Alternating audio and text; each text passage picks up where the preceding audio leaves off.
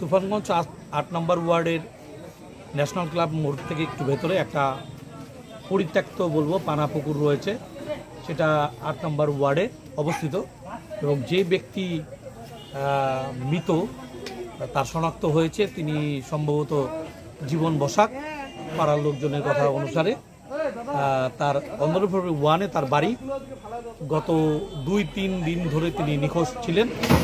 আজকে এই পানাপুকুরে তার দেহের অবশেষাংশ পাওয়া গেছে এবং পাড়ার লোকজনরা শনাক্ত করেছেন যে সম্ভবত তিনি জীবন বসাকই বটে, কারণ তার বাঁ হাতের একটা আঙ্গুলও কাটা ছিল।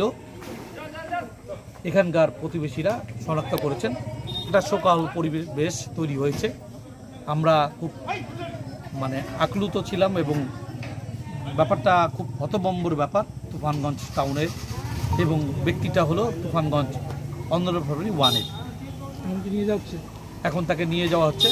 পুলিশে খবর দেওয়া হয়েছিল আমাকে, আমাদের কাউন্সিলর ৮ নম্বর ওয়ার্ড, তার মুখ থেকে আমি শুনতে পেরেছি, এবং তাকে নিয়ে যাওয়া হচ্ছে তার দেহকে।